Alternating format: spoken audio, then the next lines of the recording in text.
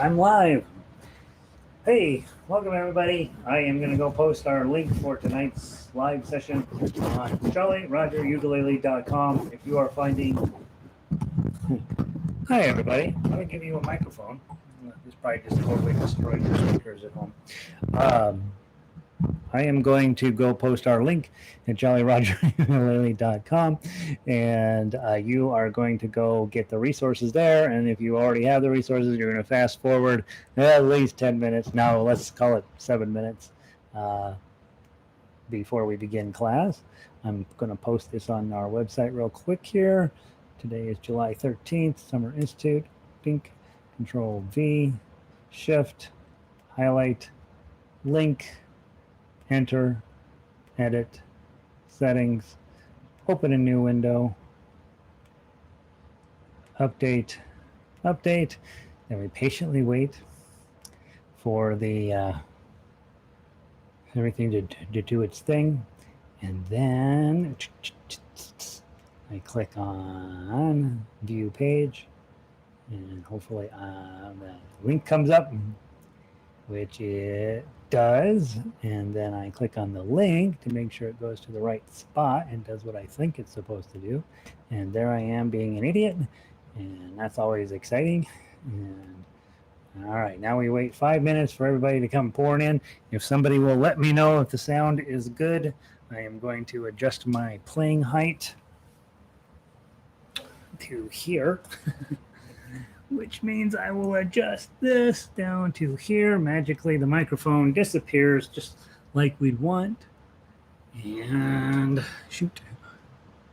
All right. And then, oops, there's the microphone.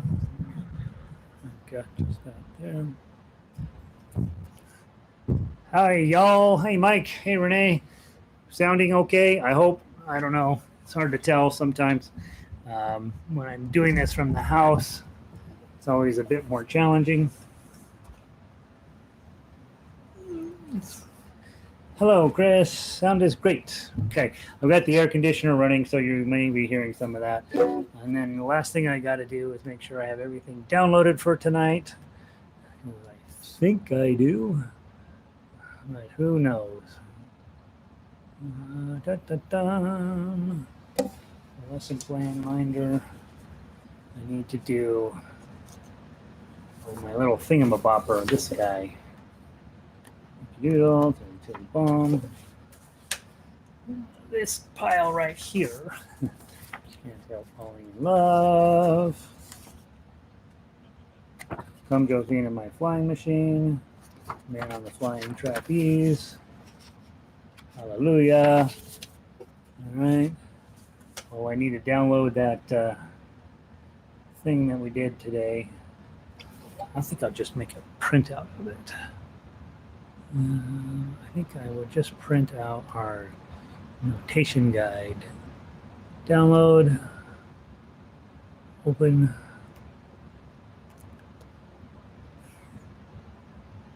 Okay. Print. Dun, dun, dun. Correct printer. Print.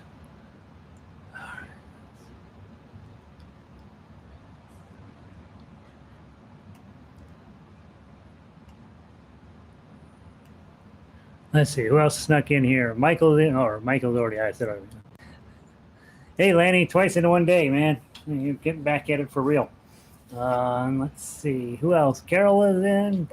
Hi, Carol. Janice, all the way. God darn it, Sydney. Welcome, Mary and Janice. Glad you guys are here. Elizabeth, hello. We've been missing you during the day. Delighted you're here this evening. My hair is crazy. It's super hot here. We've been sweating all day. Linda in from sunny Vancouver. Yeah, nice, right? Beautiful. One of the great towns in all of the world. Let's see. Laurel, hi. Greetings from Littleton. Sydney, listen to my voice. Yeah, Cindy, I just text you back. It's fabulous. Nice job with your playing the blues on the ukulele. It's absolutely wonderful. Hey, Karik, thanks for the email today. I like the F sharp major arpeggio. Oh, okay. I don't know. I don't even think we end up playing that in Summer Institute, but Cool. I'll have to go back and play it myself and see how jazzy I can make it. Hey, Lindy. Hi, Christine. In from Bozeman. Another hour. I know. And then you guys get several hours away from me before we start again tomorrow. Evelyn's in from Ecuador. Hello, Evelyn. Christine, I'm watching. Christine sent me an email. She says, Gary, you got to stop staring at yourself when you're broadcasting. And I don't know if you guys have done this. You probably have with all this zooming. It is so hard not to look at yourself. You know you're supposed to look at the camera. Hello, world. I'm looking at the camera. That's what you're supposed to do. But of course, you spend all your time looking at you, and there's no reason. I mean, I don't know why I do that, but I know. So on behalf of Red, I am going to make an effort to stare at the camera and not at myself. So we'll see. That may solve everything. We may instantly become a valuable website after that. So let's see. Valerie is in, loving the Beethoven. Fingers starting to get sore. Yeah, don't overdo the Beethoven, Valerie. That's a tough one. Kat, greetings from the really hot East Texas. Yeah, I think I always say, oh, they're so hot in Denver, and then I realize people live in Texas, and so I don't know what I'm talking about. Let's see, who else just logged in? Phyllis is in from Canada, Ontario. Diane just listened to the Sonatina in G. Isn't it a pretty song? Those of you guys who were here earlier today, that Sonatina in G that we're working on for Beethoven, really, really a pretty song. You guys ought to, if you haven't been able to log in today, you ought to go take a look at it. Let's see, what else? You're welcome, Cindy. Let's see. Hey, Jill, welcome in from Phoenix. Phoenix is always a million degrees, so I'm glad you're making it here tonight, Jill. So excited. Hey, Terry in from Denver, and Anna in from Boulder. Yay, Anna. Pauline in from the Bay Area, where it's still beautiful. The Bay Area has had a very beautiful early part of the summer this year, so that's exciting. Gary and Diane from Southern Washington, so glad you guys are here. Jackie is in. June is in. All right, we got it. All of our heroes are here. Bonnie is in. Bonnie from Salida. I know, Bonnie, where the heck you been? So let's get going.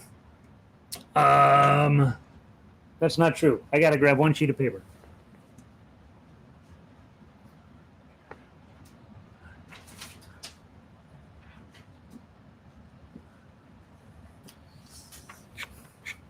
I have all these pillows on top of my piano bench.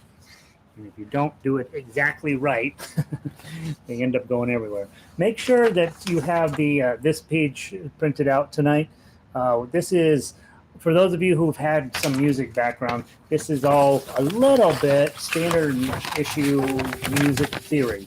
Most of you guys are ukulele players, though, and ukulele players really never spend any time on music theory, which is a bit of a disappointment.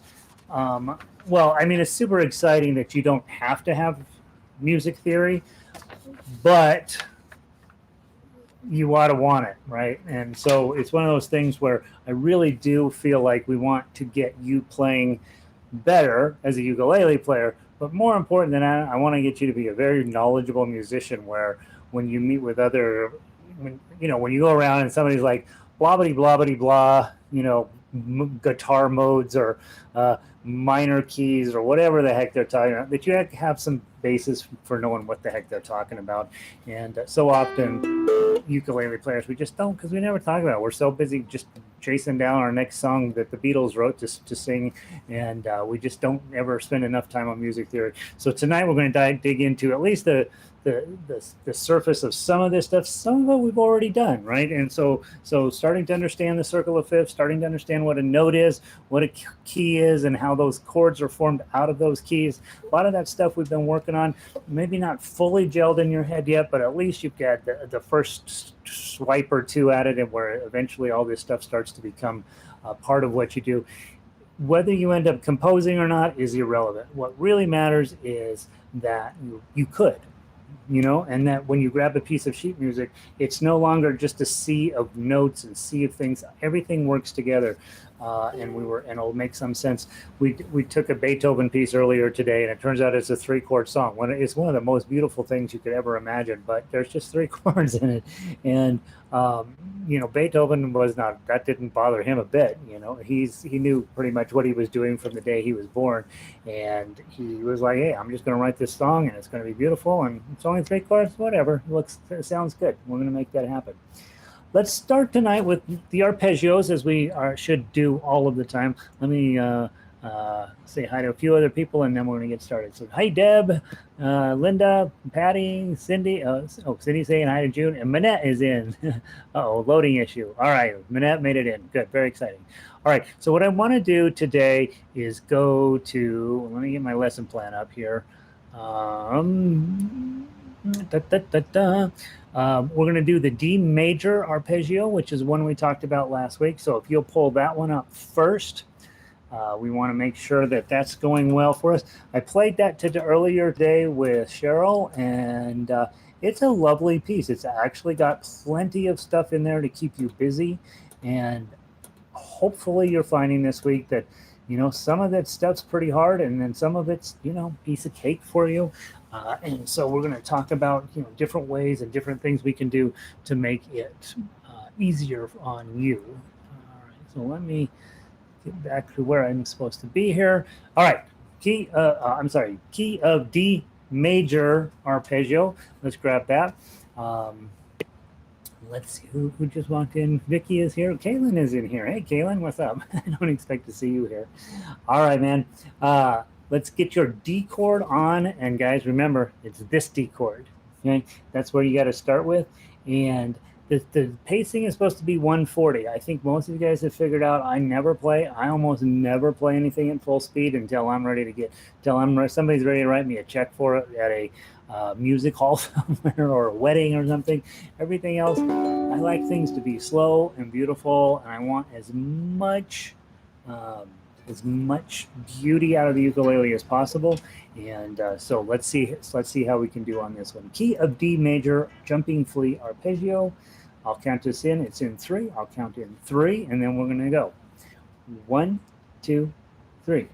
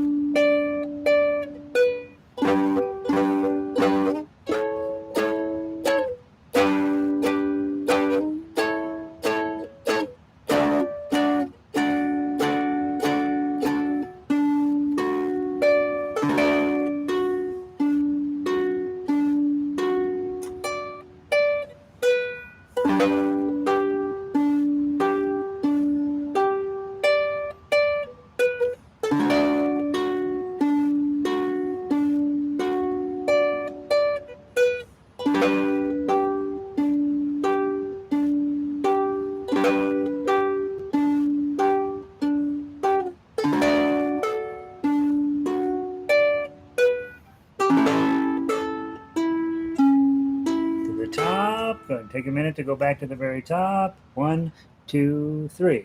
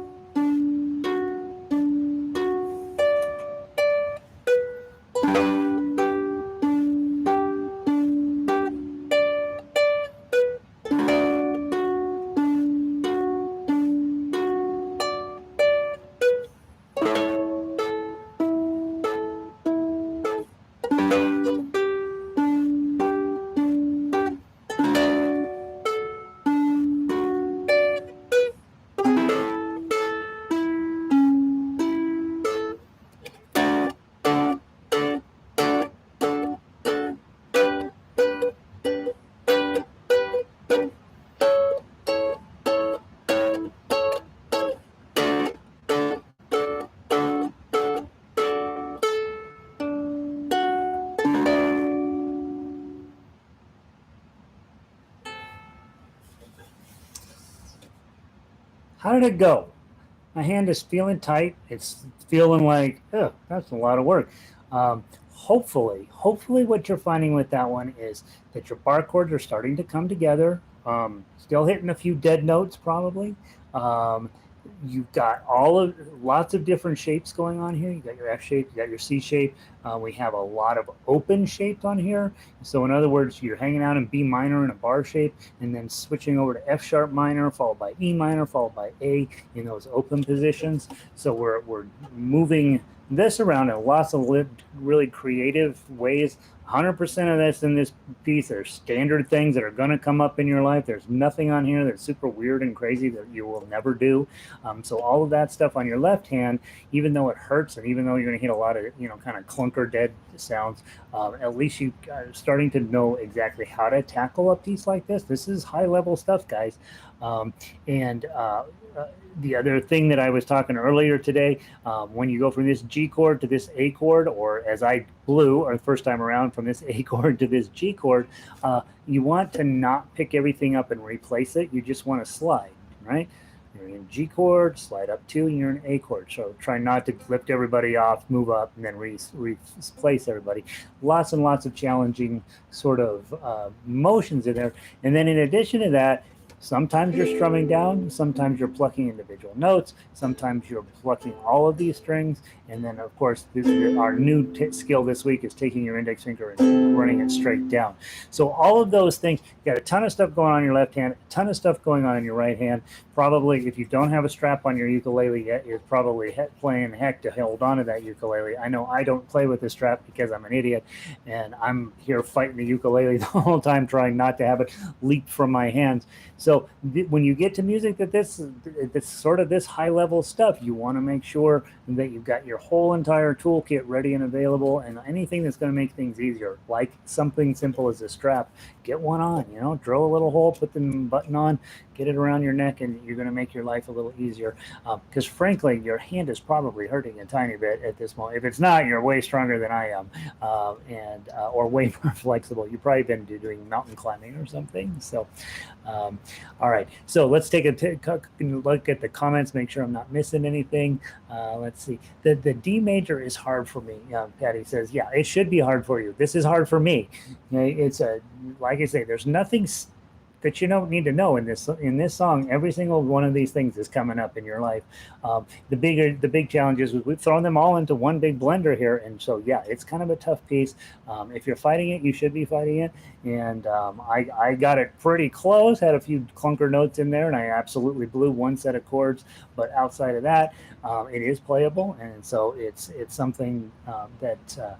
We want to, as we move further into the arpeggio book, there's going to be more and more sort of challenging things that we want to work on. I don't think you'll necessarily find anything getting that much more difficult than this, but you will find that your skills are coming along, and so all of that is starting to come together.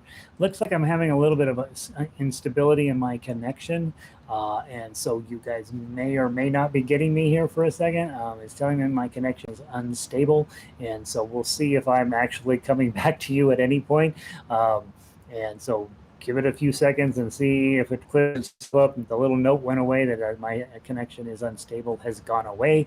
So hopefully you're still getting me. I don't know. If not, I'm giving a lovely lesson to myself. It'll record it and I'll post it. Let's see. Kaylin said, you popped up on my YouTube. Yeah, of course I'm popping up on your YouTube. I am very famous. Let's see. Elizabeth says, this is the toughest one on my left hand so far. Yeah, again, your left hand is doing all sorts of fancy stuff, and it is tough. If you slide, doesn't that mute the string?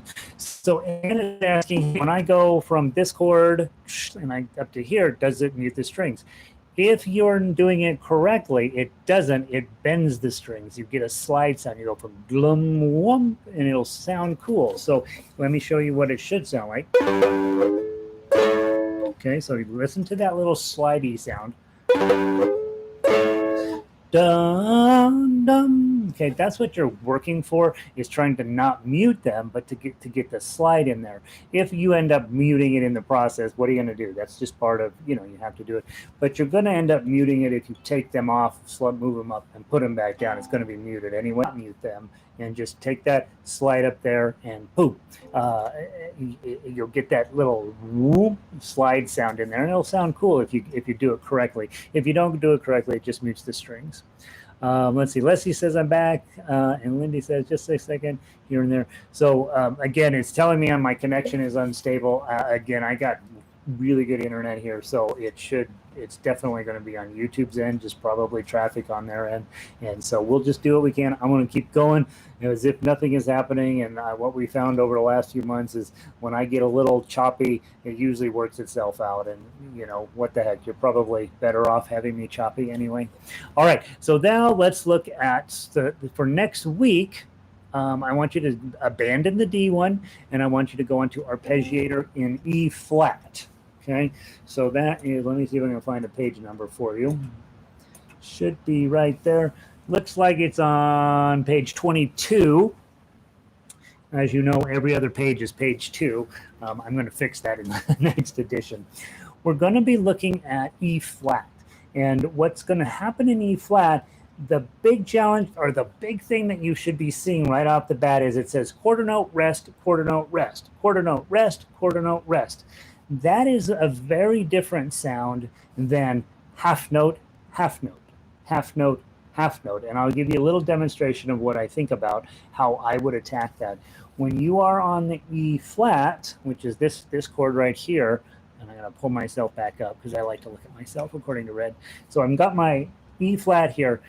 If I'm playing half notes, it's going to be 1, 2, 1, 2. 1, 2, 1, 2, 1, 2, 1, 2, 1, 2, 1, 2, 1, 2, 1, 2, 2, 1, 2, and so on. But that's not what this one says. This one says a rest in between each one. So you want to lift up your chord to stop the sound. Bump, bump, bump, bump.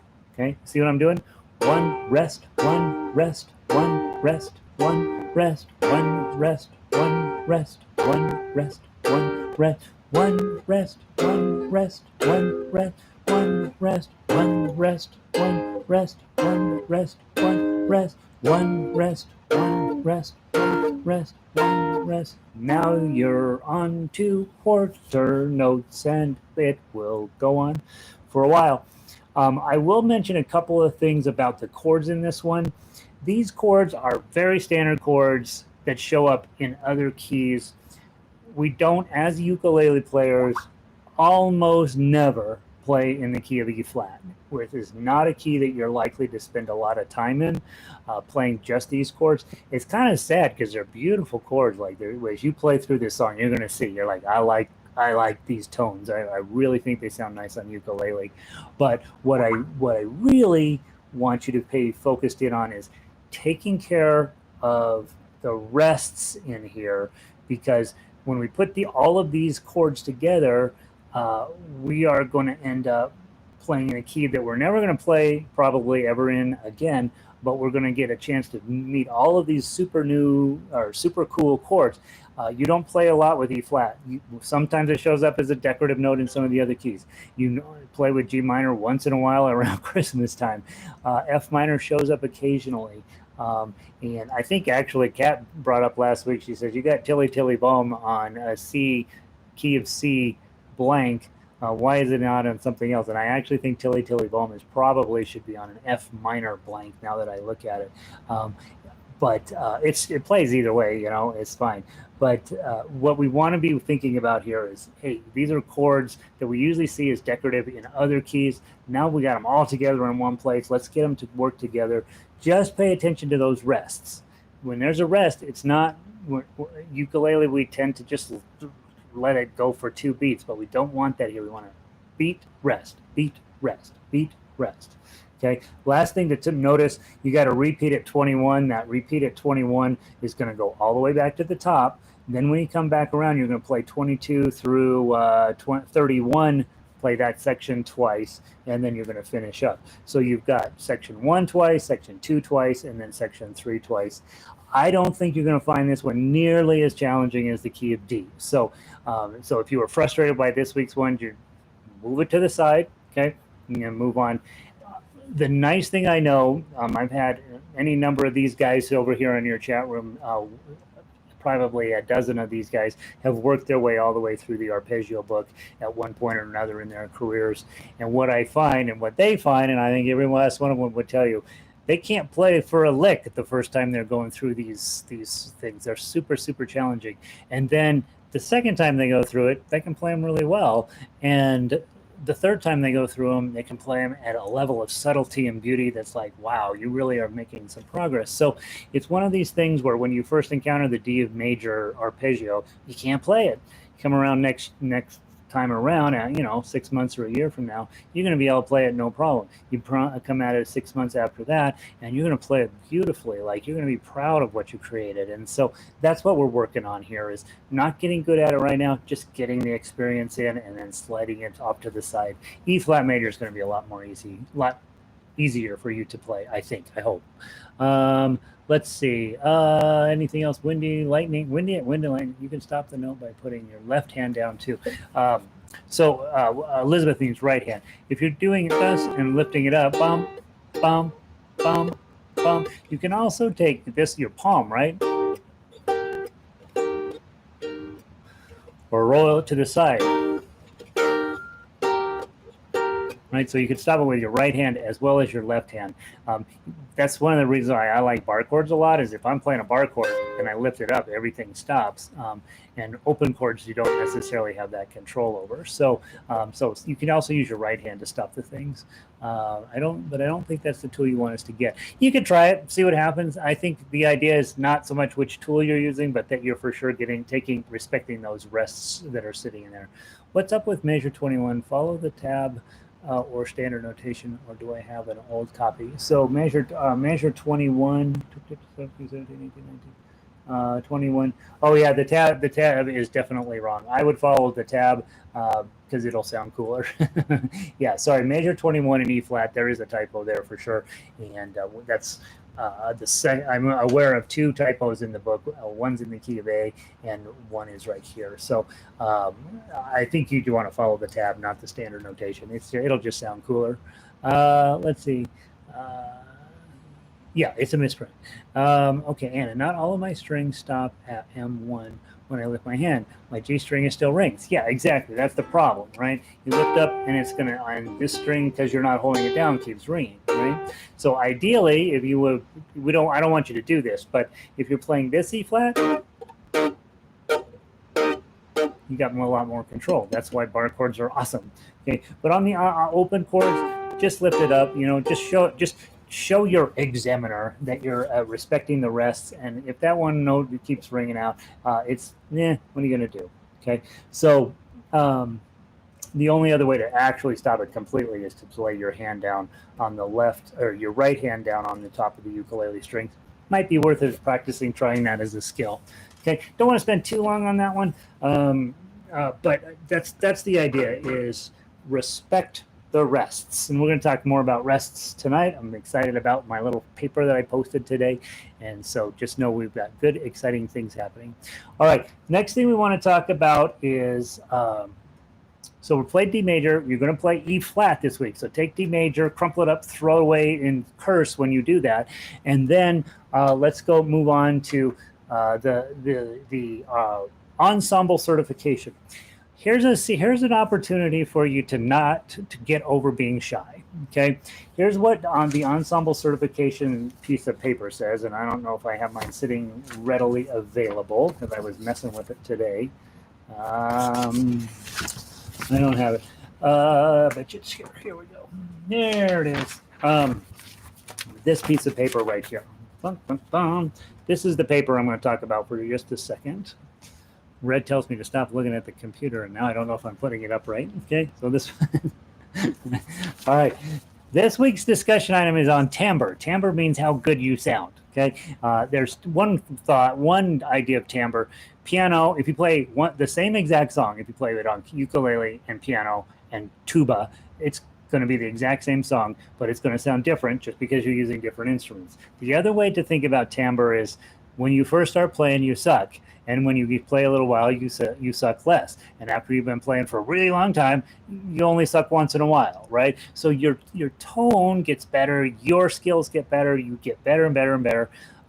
And you're always going to be working on something. That's something I think all musicians will agree on. You're never done. But I do think as you are getting better, you want to take a moment to mark those hallmarks. And that's what this week's homework assignment is. You're going to take one of these arpeggios. I do not care which one. Find one. Take your cell phone, sit it up on your music stand, and press video, and then press record, and then play it. Okay? And see how you do.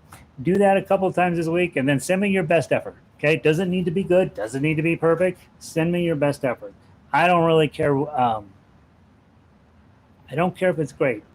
Okay, obviously you're going to get it as good as you can, but we want to mark your moment in time. On what is today? July 13th, I played the E flat arpeggio. I played it pretty well. I made a recording of it. I sent it to Gary, and then you leave it sitting in your computer bank, right, or in your phone. And then next year, you come back and you're like, oh, Gary told me to play the E flat major, and I don't remember playing. And you'll listen to it and you'll be like, oh God, I was a terrible player. Then you'll play it again next year, and you'll be amazed at how much better you're playing. So I want you to take some time this week to pick whatever arpeggio makes you happy and put it on to your phone. Okay, make a little video of yourself on the phone. You don't even have to be in the video, right? Just put the phone down, press record, and then put a cardboard box over the phone or something, right?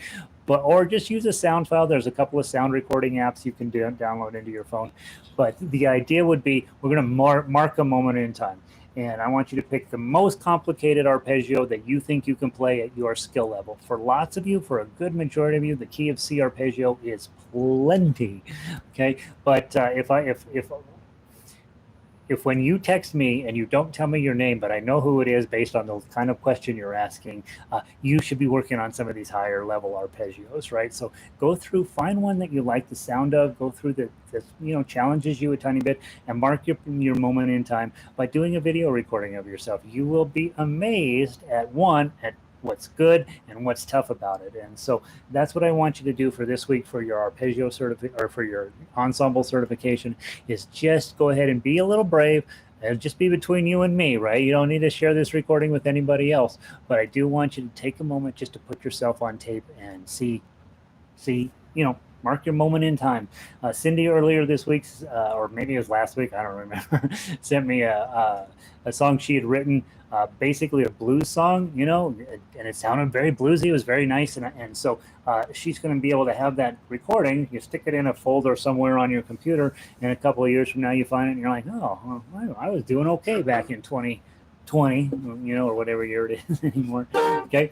That's what I want you to do for this week. Okay.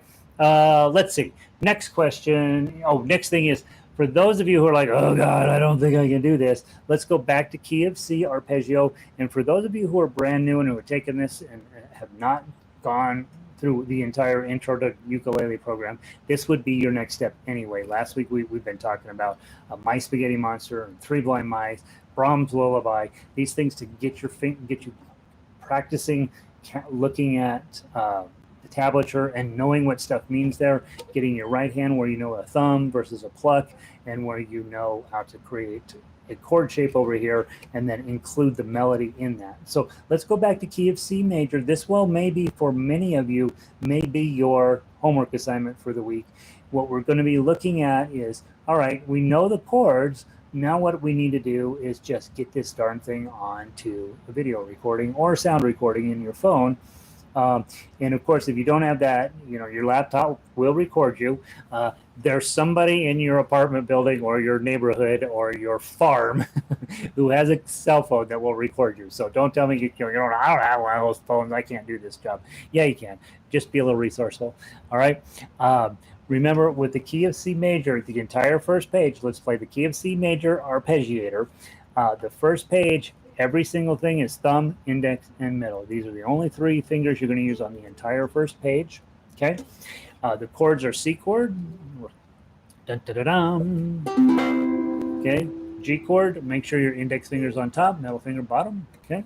Bum. F chord. index, middle. Okay, those are the only three chords in the first part of the song.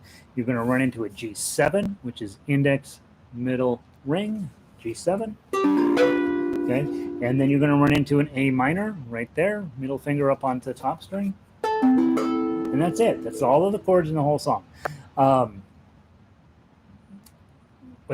The chords themselves are not what the purpose of the song is. What the purpose of the song is to get your right hand doing what it's supposed to do. Okay, so let's practice that and see how we do. And then this will probably be, for many of you, your video recording or your sound recording of the week. Okay, start with your thumb here.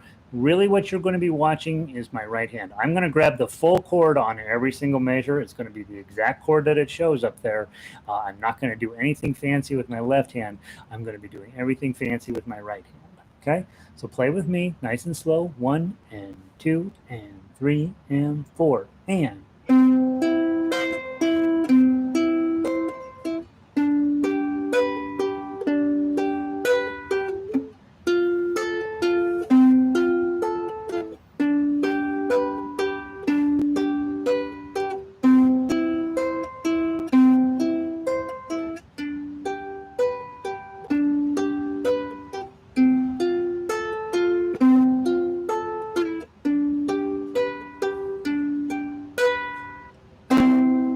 Up on major 10.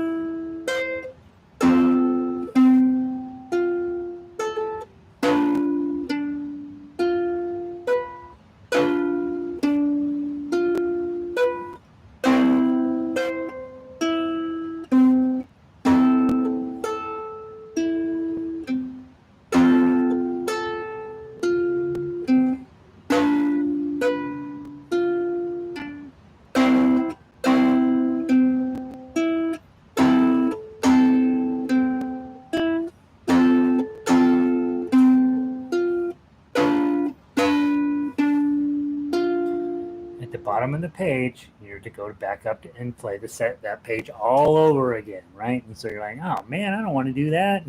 Okay, that's what you got to do. So we get to the bottom of the page, there's no pause there, right? Blum, blum, ba-dum, and then go right back up to the top. Don't pause in between there. So, so the bottom of the last measure is going to go, and then play in with me. Okay, 1, 2. I'm going to do the very last measure, and then I'm going to jump up to the first measure. Okay. 1, 2, 3, 4. Bum, bum, ba dum, ba da ba da ba da ba da. G chord, F chord, G chord, C chord, G chord, F. G, don't finish this one. Remember, there's a missing note. Now go to C. Everybody, plunk.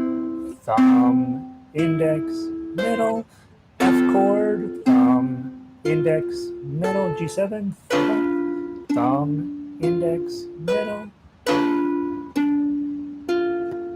C chord, E minor, F chord, G7, C chord, twice, thumb, index, A minor twice, thumb, index, F. Now don't stop here, just keep going. Let's turn this. G chord slide with the 3. F chord partial. Full G7, 2, 3, 4. O, O, O, 1. Partial G chord, open. Partial Fs. 3, O, and then in G7, 2, 3, back to the claw.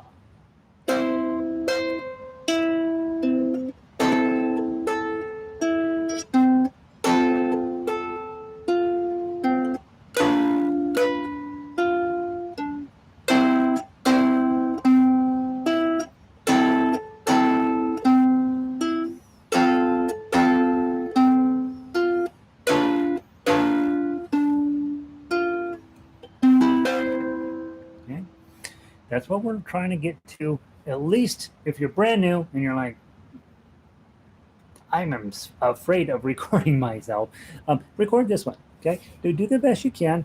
You'll notice that throughout I'm using my claw almost exclusively until I get to, well, and totally exclusively until I get to measure 21. Then I've got to go to this thumb stroke so that I can get in my glissandos in there, right? Make sure that you're playing the rest stroke where your thumb is stopping on the string that you're not going to play. Okay, all that stuff is, sometimes the pattern goes thumb, index, middle, and sometimes it goes middle, index, thumb. And so that's the stuff you're going to be working on this week, trying to get an arpeggio. It doesn't have to be this one, but if you're brand new, it probably should be this one. This is the, I would say this is the closest to easy that there is in the book, and this is not easy by any stretch of the imagination. It's quite a lot. It's quite an undertaking, and I do think, I think you can do it. I know you will be frustrated by the recording process. That when I started playing ukulele and we had to do a video recording or a sound recording for the 5090 website, oh my gosh, I had one of those little old tape recorders and I was singing into that, and I still have those recordings, and it is brutal. But that's where you start, right? It's the moment that you mark yourself in time and you're like, all right, that's how I played key of C major on the 13th of July, 2020. Okay, so that's your goal. If you do a video recording, you'll need to Dropbox me a link to how to look at it, or you know, I have other ways of you getting it to me, but the videos you won't be able to email me them because they're too big, but we can Dropbox them, and I can help you out with the technology on that. Just let me know if you follow through and actually do this and want me to see or hear your recording. You'll toss me an email and we'll figure out how to get me where I can take a look at what you're doing.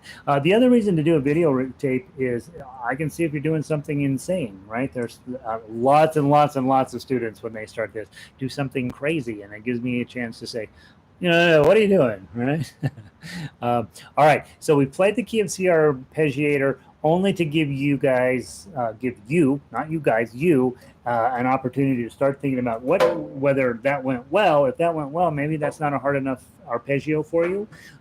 If that was super hard, then that probably is your arpeggio for the week. Spend a week working on it and then record yourself on Saturday and then toss it to me on Dropbox, and you'll be really, really excited you did that. I want to talk very briefly about this piece of paper.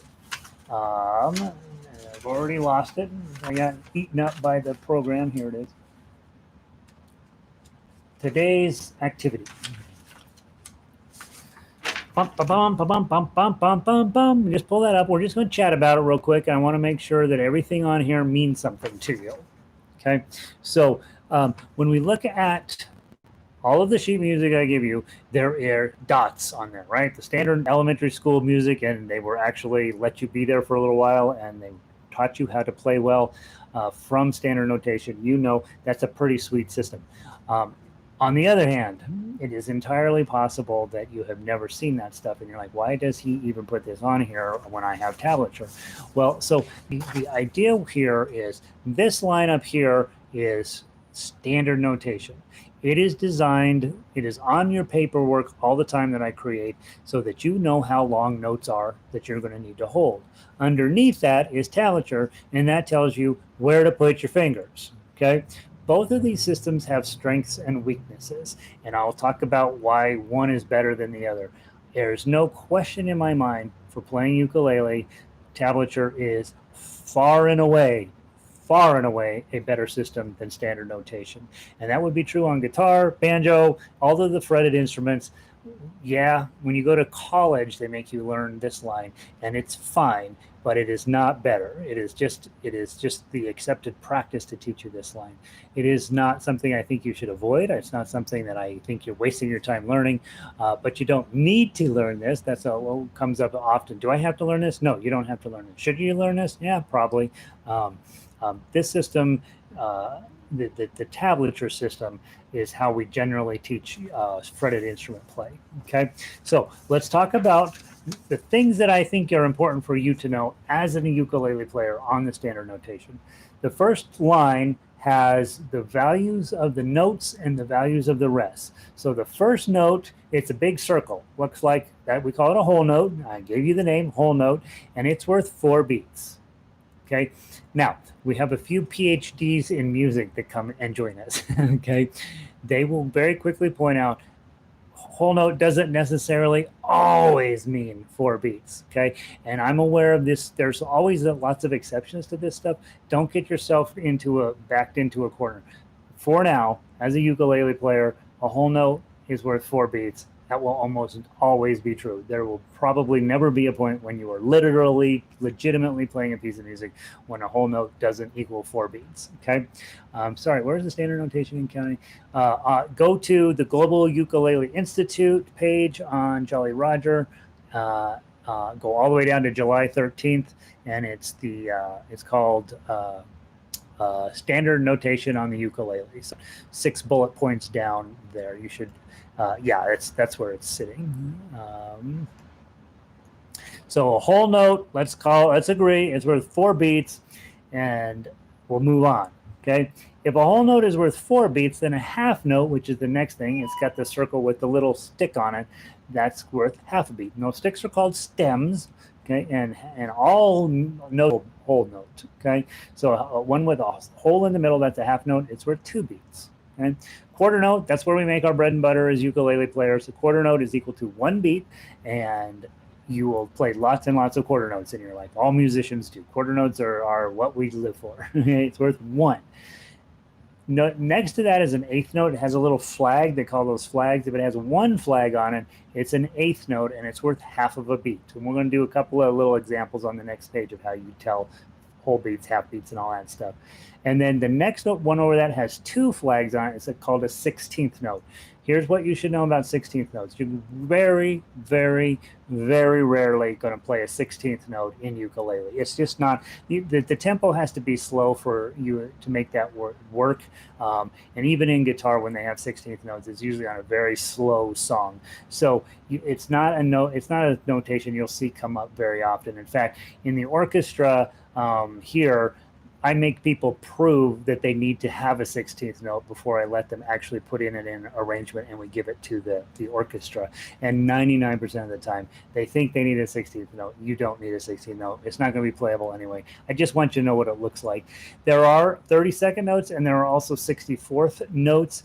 Those are meant for violin players. We don't have the ability to create sound at that speed, and so you'll never see those on ukulele music ever, right? I'm aware of one situation where 32nd notes showed up and it was just a poor arrangement. So you want to just be using these ideas here.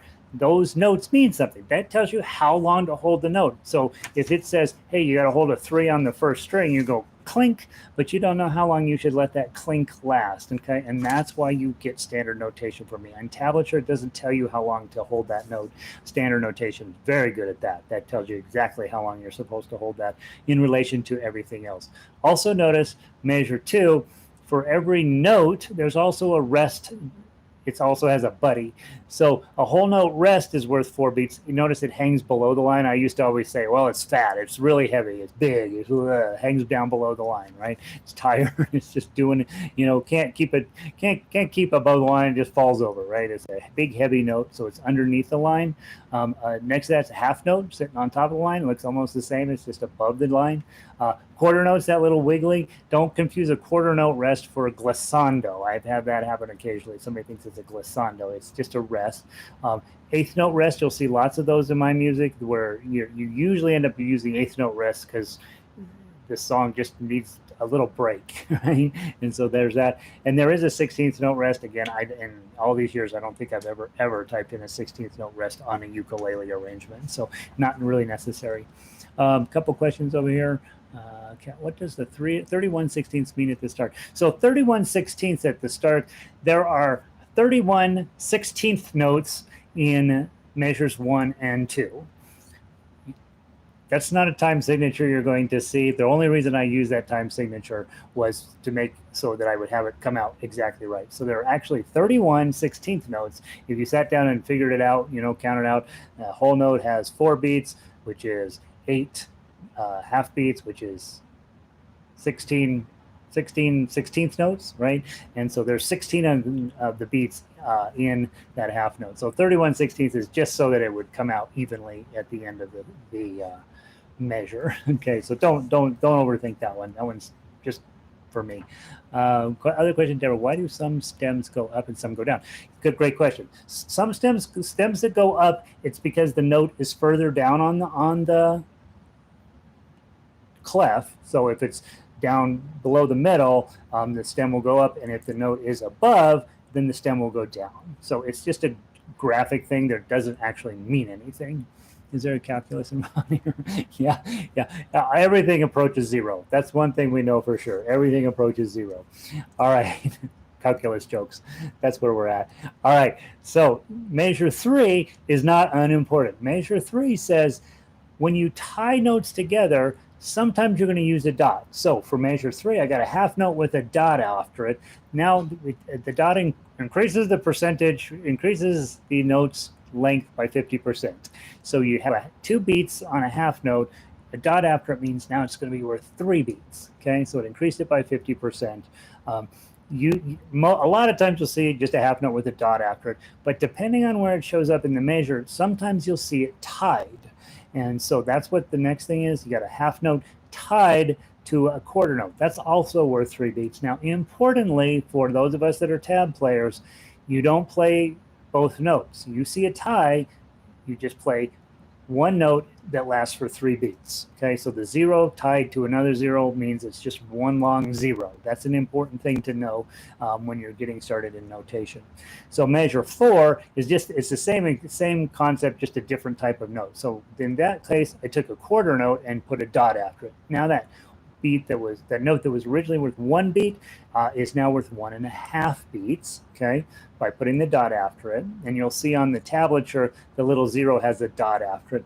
Notice that in the tablature from measure 3 and the tablature from measure 4, those look identical, right? That's why you need the standard notation. That's why you got to have some familiarity with it to know that the 0 with a dot on it in measure 3 is way different than the 0 with a dot on it in measure 4, okay? One is twice as long as the other, but they look identical on tablature.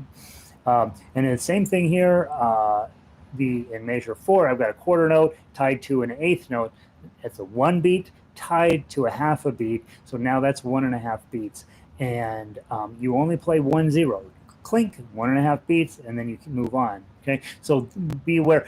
I used to hate ties. I used to think ties were the worst thing in the world. I put everything as a dotted quarter note, but then I found out there's actually rules about this, and so I don't do that anymore.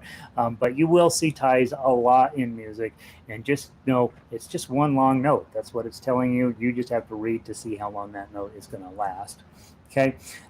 Last thing that's important, measure 5, there's a dotted quarter note that's a C note, a 3 for you tablature readers, followed by a dotted quarter note that's a B or a 2 for you guys, right?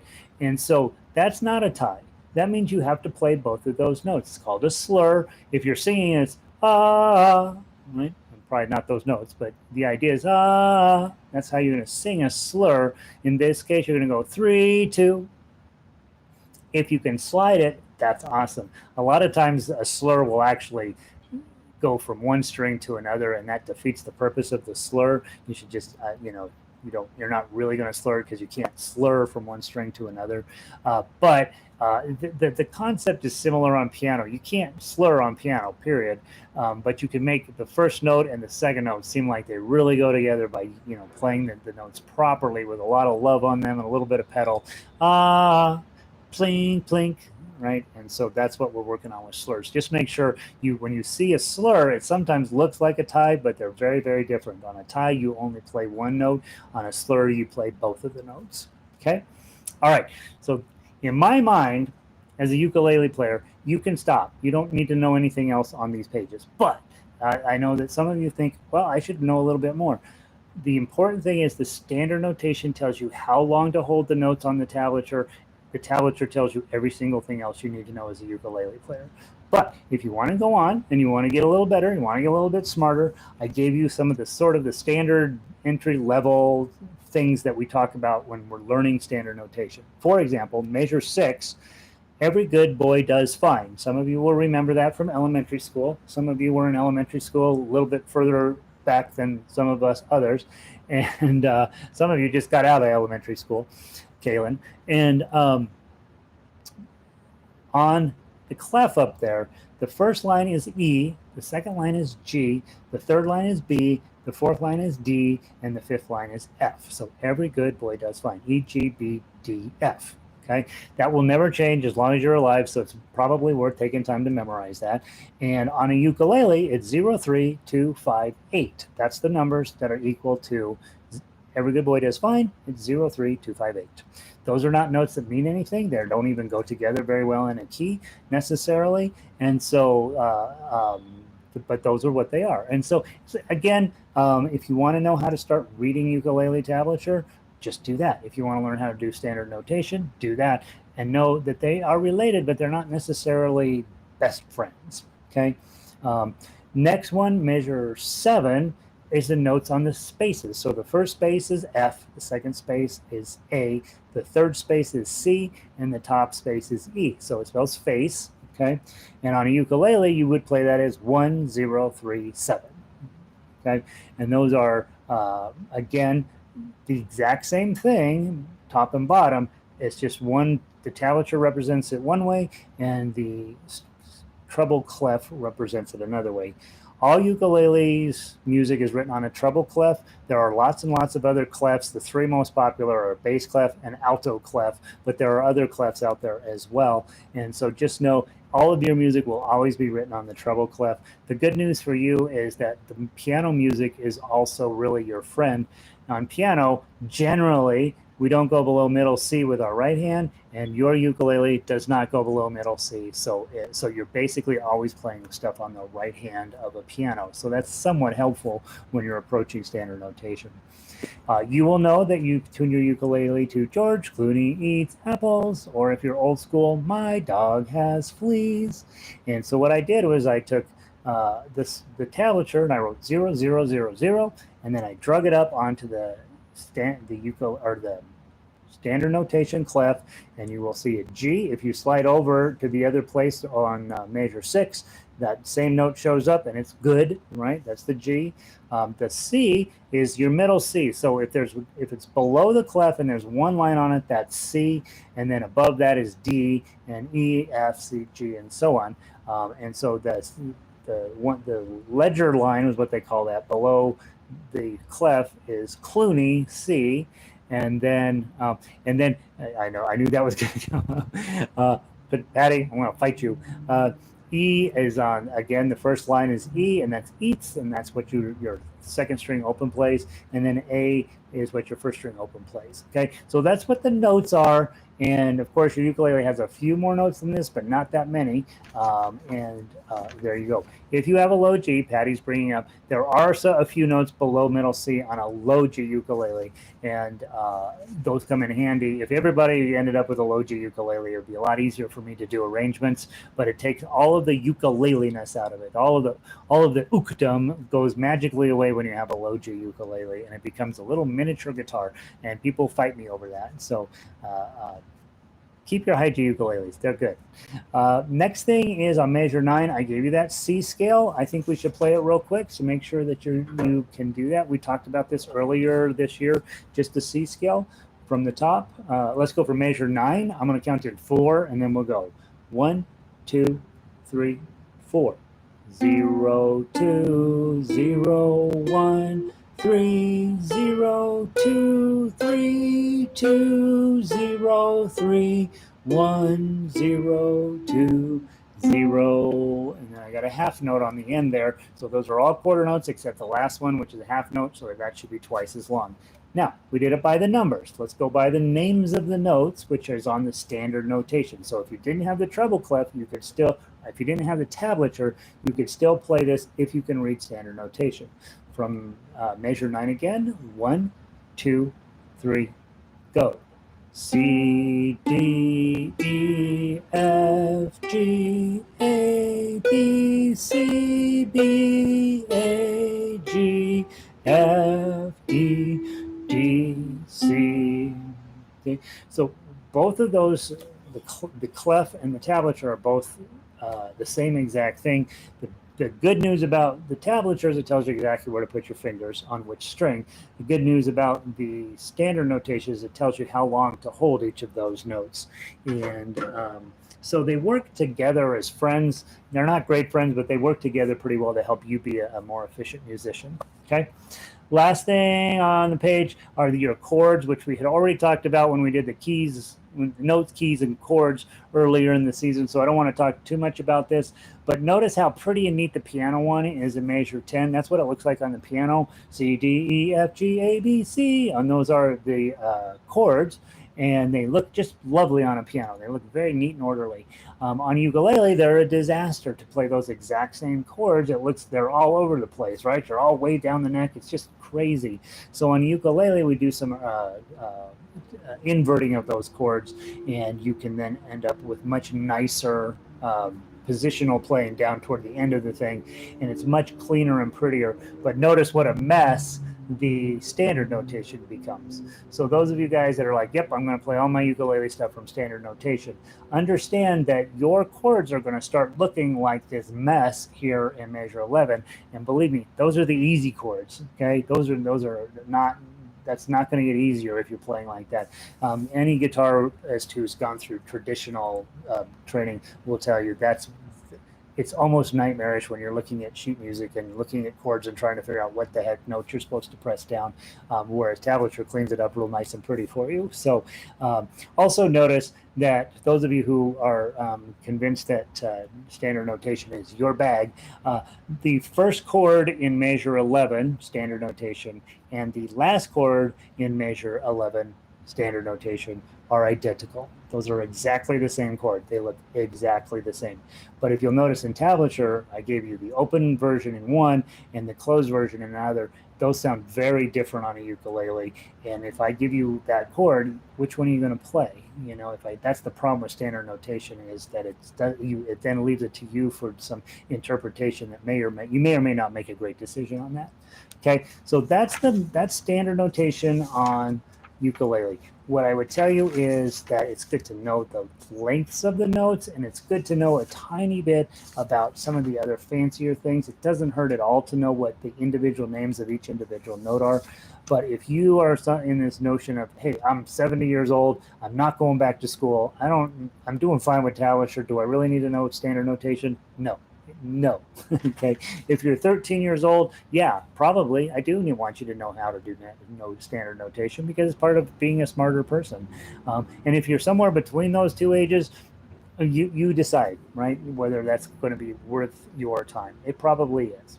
Page 2 of that is just going to give you some different rhythmic ideas for you to try. Measure 12. Okay, so now it goes back to 4/4. So because of Kat's calculus, she's freaking out at all these crazy time signatures. We're now in 4/4. Measure 12, a whole note is worth 4. So you count it as 1, 2, 3, 4. Measure 13, you got 2 half notes. 1, 2, 3, 4. 1, 2, 3, 4. That's how you count measure 13. Measure 14, 4 quarter notes. 1, 2, 3, 4. 1, 2, 3, 4. Wouldn't be a bad idea to play them on your ukulele. 1, 0, 0, 0, 0, 0, 0, 0, 0. Measure 15 is all eighth notes. 1 and 2 and 3 and 4 and 1 and 2 and 3 and 4 and 1 and 2, 3 and 4 and. If you're playing that, you can do 1 and 2 and 3 and 4 and 1 and 2 and 3 and 4 and, or 1 and 2 and 3 and 4 and 1 and 2 and 3 and 4 and, or 1 and 2 and 3 and 4 and 1 and 2 and 3. Whoops, let me get it right. 1 and 2 and 3 and 4 and 1 and 2 and 3 and 4 and. So lots of right hand techniques when you're playing that type of a situation. Down below, the whole rest of the page I'm actually very proud of is how to practice these things, not counting. So when you meet a music teacher, we're desperate to teach you how to count, but you don't necessarily have to. What you do have to do is have something in your head. If you see 2 half notes, hot dog, pop tart, 1, 2, 3, 4, 1, 2, 3, 4, hot dog, pop tart, right? If you see a half note followed by 2 quarter notes, hot cocoa, hot cocoa, great soda, grape, soda. And you can just go through and be practicing playing these. Hot, whoops, hot, cocoa, hot, cocoa, hot, cocoa. Go to the next one. 2 quarter notes and then a half note. Apple pie, apple pie, apple pie, apple pie. Go to measure, I don't know, what's a fun one to try? Oh, it's wanting to restart every time you guys have given me an opportunity to update my computer during our broadcast. Let's go to measure 22. Chocolate, strawberry, chocolate, strawberry, chocolate, strawberry, chocolate, strawberry, chocolate, strawberry, chocolate, strawberry, chocolate, strawberry. And they get funnier as you go down. Measure 23.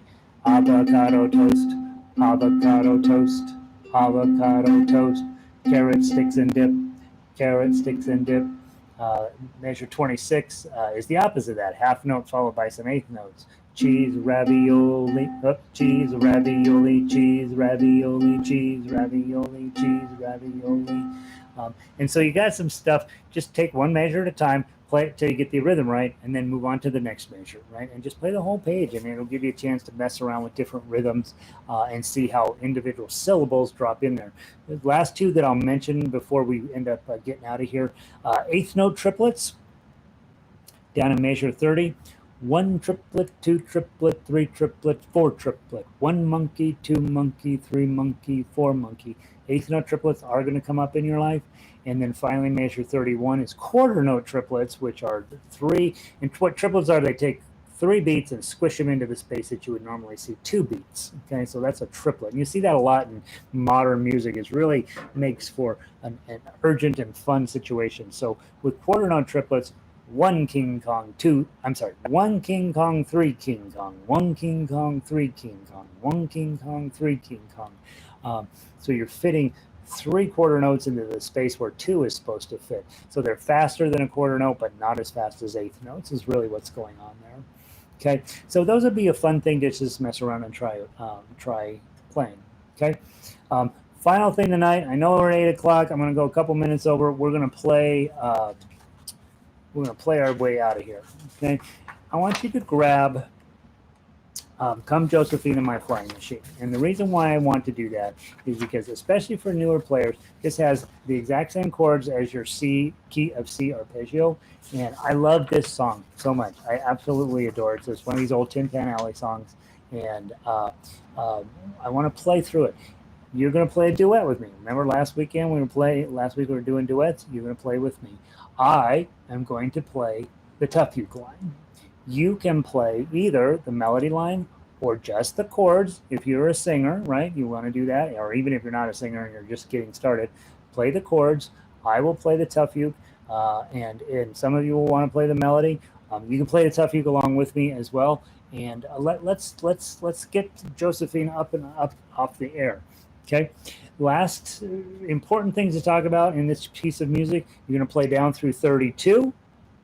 And then you're going to come back and play from measure 1 all the way back down. You're through 29, and then you're going to skip 30, 31, and 32. You're going to finish up on 33, 34, 35, and 36. Notice there's a fermata at the middle of measure 33. So we're going to go flying machine going up, all on, good. Hold it.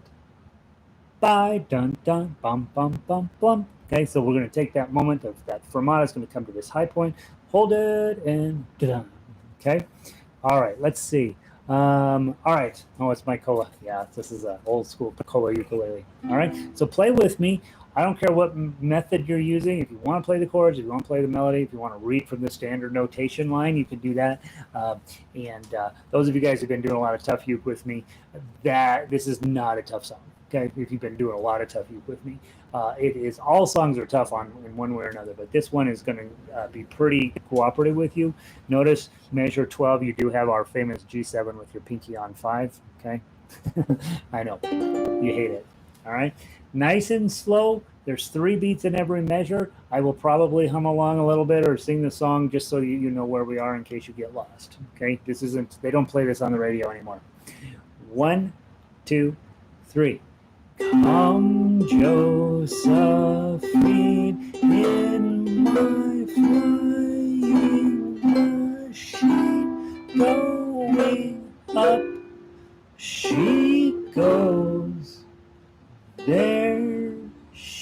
she goes, 2, 3. Balance yourself like a bird on a wing in the air. She goes, 2, 3. There she goes, 2, 3. Up, 2, 3. Up a little bit higher. Oh my, the moon is on fire. Come, Josephine, in my flying machine, going up all on good. Bum, bum, G7, bum to the top. Come, Josephine, in my flying machine, going up. She goes, up she goes. Balance yourself like a bird on a wing in the air. She goes. There she goes, 2, 3, up, 2, 3, up, a little bit higher. Oh my, the moon is on fire. Come, Josephine, in my flying machine, going up. All on good. Hold it. Go. Bye.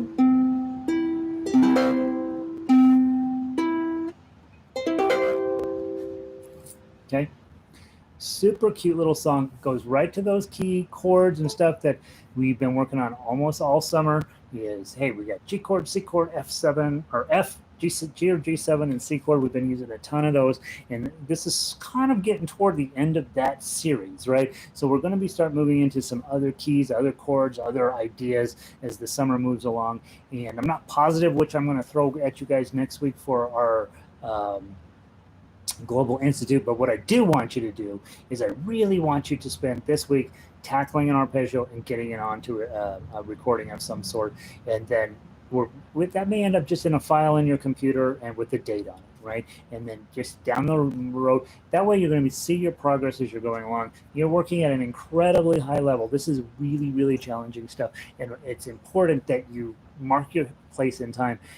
I have video and recordings of myself from back in the day, and it is ghastly, right? And so you want to be making yourself little carrots that you're dropping along the way to let you know that you're getting better all of the time. Come, Josephine, in my flying machine is the same exact chords as in the key of C arpeggio. So this would be a song that you would take with that skill set and be able to play that. Here's a kind of a mean one in there with that C diminished, right? That's like, what? That's a rude chord. But other than that, everything else, I guess that G7 right there at measure 30 isn't all that fun. But anyway, there you go. All right, kids. Next week, Man on the Flying Trapeze and Hallelujah will happen. So those are also key of C stuff. So don't neglect getting those ready. And then I'll figure out what we're going to do next week. We'll probably be moving up, depending on what the intro section is doing, is we will be pushing it up in that way. So we're going to keep getting better. We're going to keep smarter, getting smarter. And we're not going to stop until you are pushing Jake Shimabukuro off the stage. So that's our goal, okay, is just to get better than that guy. And then all you have to do when you're picking up your Grammy is say, thanks, Gary, for teaching me how to play ukulele.